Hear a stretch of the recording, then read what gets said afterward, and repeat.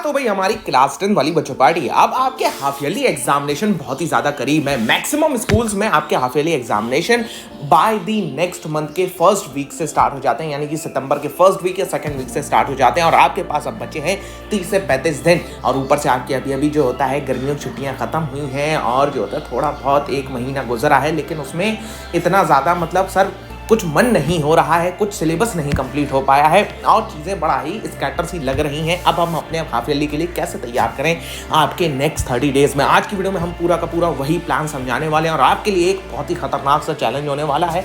तो भैया वीडियो को शुरू से लेकर एंड तक जरूर देखना। तो चलिए चालू करते हैं वीडियो को। अगर जो भी इस वीडियो के लास्ट तक रुक गया, मैं गारंटी देता हूँ वो अगर अपने हाफ ईयरली में 90 प्लस ना ला रहा हो तो भाई साहब मेरा नाम बदल देना।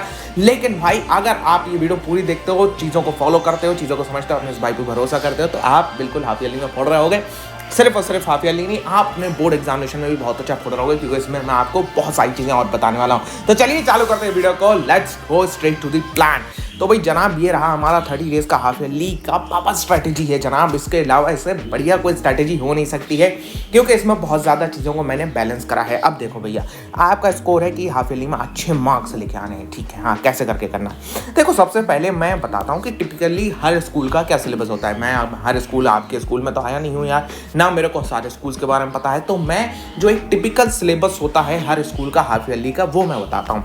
अब जैसे हम साइंस ही सब्जेक्ट की बात कर लेते हैं, तो साइंस सब्जेक्ट में केमिस्ट्री में मैक्सिमम स्कूल 2 से 3 चैप्टर देते हैं, 3 ही चैप्टर देते हैं। वो आपका केमिकल रिएक्शन, आपका acid basis and salt, metals and non metals या कार्बन एंड कंपाउंड, इन दोनों में से कोई चेंज हो सकता है, ठीक है। बायो के 2 ही चैप्टर देते हैं, क्योंकि लाइफ प्रोसेस बहुत बड़ा है। Life process, control and coordination, अगर कोई स्कूल बहुत ज़्यादा तेज निकलेगा तो रिप्रोडक्शन भी दे देगा। फिजिक्स में भी 2 ही चैप्टर आते हैं, या तो इलेक्ट्रिसिटी मैग्नेटिक इफेक्ट या लाइट इलेक्ट्रिसिटी, या लाइट और जो होता है भैया मैग्नेटिक इफेक्ट या लाइट ह्यूमन आए, ऐसे करके कुछ आ सकता है, ठीक है। अब आपकी एसएसटी की बात करते हैं। हिस्ट्री के 2 चैप्टर, शुरू के 2 चैप्टर, ज्योग्राफी के शुरू के 2 चैप्टर्स, या एग्रीकल्चर एक हो सकता है इसमें आपका। इकोनॉमिक्स में भी 1 से 2 चैप्टर देते हैं, सिविक्स से भी 1 से 2 चैप्टर देते हैं, ठीक है। मैथमेटिक्स की बात करते हैं, 5 चैप्टर तो मिनिमम आने वाले हैं। अब कुछ स्कूल्स ज़्यादा तेज हो गए तो भैया वो 6 चैप्टर्स तक दे सकते हैं।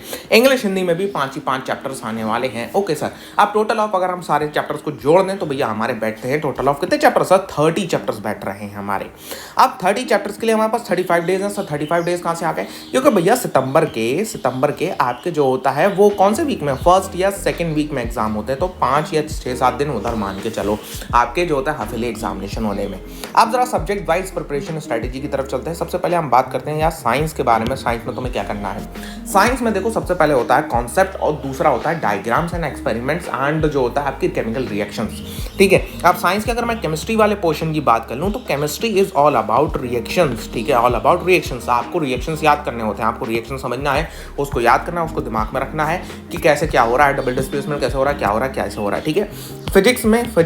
Physics is all about concept, ठीक है। कॉन्सेप्ट को आपको समझना है, उससे रिलेटेड क्वेश्चंस आते हैं वो आपको सॉल्व करने हैं। थोड़े बहुत आपके पहले चैप्टर के अंदर थोड़े बहुत डेरिवेशंस भी हैं, जैसे कि वर्क डन का डेरिवेशन हो गया आपका, और उसके बाद में total resistance and series and parallel का डेरिवेशन हो गया। ये 2-3 डेरिवेशंस भी हैं, इसको भी आपको ध्यान में रखना है। बायो के अंदर diagrams is very important and concept is very important, कि भैया आपके बॉडी में कहाँ से खाना जा रहा है, किधर से जा रहा है, फिर सुबह कहाँ से निकाल के आते हो, ठीक है। ओके, अब यहाँ पे diagrams and experiment and concept तो हो गया। अब पढ़ना क्या है sir? NCERT and reference books पढ़ना है? ना ना ना ना ना, इन्हें नहीं पढ़ने की जरूरत है, इन्हें मारो कट। क्यों नहीं सर, क्यों नहीं पढ़ने की जरूरत है? इन्हें क्यों नहीं पढ़ने की जरूरत है? क्योंकि भैया पढ़ाई के मजा ने आपके नोट्स प्रोवाइड कर रखे हैं। आप पढ़ाई के मजा चैनल पे आओगे, आपको जो होता है, अगर आप दूसरे चैनल पे देख रहे हो तो उस पर भी आप सेम ही कर सकते हो। पढ़ाई का प्रयास पे आपको आना है नीचे, और आप जो होता है जनाब यहाँ पे थोड़ा सा नीचे होम पेज पे स्क्रॉल करोगे, आपको यहाँ पे बेस्ट साइंस के नोट्स मिल जाएंगे फॉर 2025 बोर्ड एग्जामिनेशन। ये हर एक वीडियो के डिस्क्रिप्शन में नोट्स है, बहुत छोटी सी वीडियो है, जाओगे खोलोगे यार, प्लीज़ एक लाइक कर देना वीडियो को, तो हमारे लिए बहुत अच्छी तरीके से बनाया गया है। तो इसमें सारे चैप्टर्स के नोट्स है, जितने भी चैप्टर्स आपके हाफ ईयरली में पूछे जा सकते हैं, मैक्सिमम सारे चैप्टर्स में कवर है। कोई चैप्टर ऐसा नहीं है जो इसमें इसके नोट्स ना मौजूद हो, ठीक है। सारे नोट्स इसके अंदर हैं, लाइट वगैरह के भी नोट्स हैं इसके अंदर, ठीक है। ओके, और अगर कुछ नोट्स ना मिले जैसे लाइट वगैरह के, तो आप थोड़ा सा चैनल पे आ सकते हो, यहाँ पे वीडियो सेक्शन में जाके, और यहाँ पे आप थोड़ा सा छान सकते हो। ये जैसे नोट्स हैं सारे के सारे, ये आप नोट्स को देख सकते हो। ये देखो लाइट रिफ्लेक्शन रिफ्रैक्शन के नोट्स हैं, यहाँ से आप इनको जाके डाउनलोड कर सकते हो। अब आपको अगर ये नोट्स पढ़ लेते हो, ये नोट्स अगर आप कर लेते हो, तो you don't have to do any of the NCERT और any of the reference books, because this notes cover whole of it. आपका सब कुछ है इसके अंदर। इसके अंदर भैया एनसीईआरटी भी कवर्ड है, रेफरेंस बुक्स भी कवर्ड है, कॉन्सेप्ट बहुत ईजी वे में, सुपर ट्रिक्स भी है इसके अंदर, जैसे केमिकल रिएक्शन के अंदर डिस्प्लेसमेंट रिएक्शन में कितनी दिक्कत आती है उसकी हमने ट्रिक भी डाल रखी है। अब एसएसटी की बात करते हैं, वी टॉक अबाउट एसएसटी। तो भैया यहाँ पे आपको सारी की सारी चीज़ें अलग अलग उसमें देखने को ज़रूरत होती है। जैसे हिस्ट्री के अंदर क्रोनोलॉजिकल अंडरस्टैंडिंग बहुत ज़्यादा इंपॉर्टेंट होती है, दैट कब कौन सा इवेंट हो रहा है, कब कहाँ पे क्या हो रहा है। तो तुम्हें वो सारी चीज़ें ज़्यादा एक प्रॉपर अगर वे में याद हो जाती, प्रॉपर वे में इधर बैठ जाती हैं, तो तुम आसानी से हिस्ट्री को भी कैचअप कर लोगे, ठीक है। उसके बाद में आपको टाइमलाइंस और सिग्निफिकेंट इवेंट, जैसे कि भैया आपका राइज ऑफ नेशनलिज्म यूरोप में, आपका लिबरलिज्म कहाँ पे आया, कब आया, क्यों आया, उसके पॉलिटिकल, सोशल और इकोनॉमिकल क्या पर्सपेक्टिव्स हैं।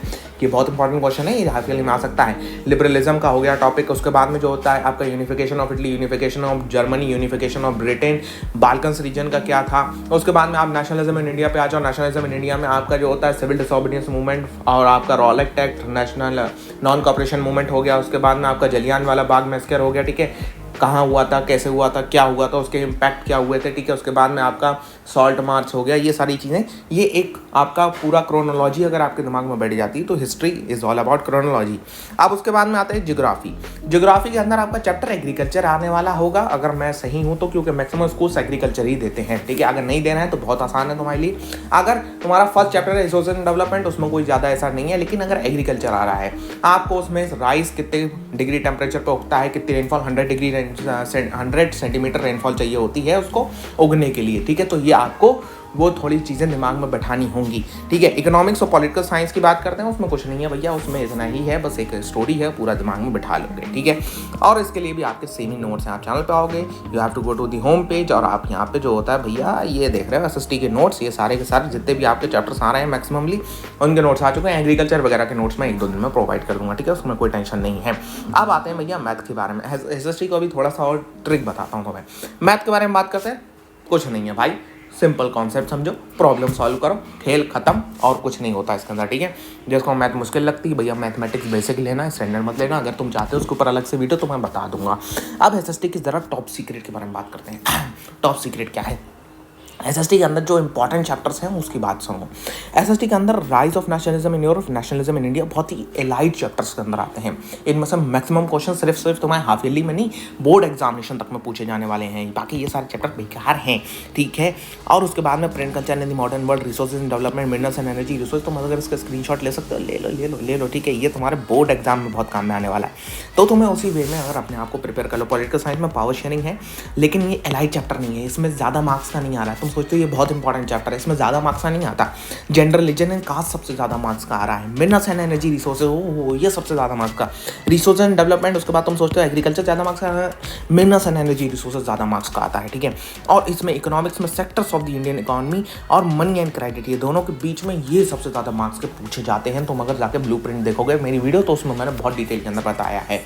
अगर तुम ये 30 दिन के लिए स्ट्रेटेजी एक ये है कि भैया तुम्हें अगले 30 दिन के अंदर भैया पूरे एक दिन के अंदर मैक्सिमम एक चैप्टर कवर कर लो यार, बहुत रहेगा। हर एक सब्जेक्ट के एक चैप्टर कवर कर लो, काम हो जाएगा तुम्हारा। हर दिन में एक चैप्टर विद दी नोट्स, और बहुत ही आसान हो जाएगा। बाकी लेक्चर्स तुम्हारे बहुत जल्दी आ रहे हैं, लाइव लूंगा लेक्चर यार तुम्हारे हाफ ईयरली के लिए, अगर हो सका जल्द ही। तो प्लीज़ मेरे को जो होता है सब्सक्राइब करके रखो यार, और बताओ इन कमेंट सेक्शन मेरे को वीडियो कैसी लगी भाई, और वीडियो को लाइक करो यार, और प्लीज़ इसको अपने एक दोस्त के साथ जरूर शेयर करना यार, क्योंकि भाई आप लोगों का सपोर्ट रहेगा दिलो जान से, तो भैया हम भी मेहनत करेंगे दिलो जान से, और फिर आने वाले हैं भैया 98% marks which you have promise to your parents, I know that. तुमने जो होता है भैया प्रॉमिस करके रखा है, ठीक है। तो चलिए मिलते हैं आपसे नेक्स्ट वीडियो के ऊपर, तब तक के लिए good bye, have a nice day. और ऐसे ही पढ़ते रहिए जनाब, वैसे ही फोड़ते रहिए।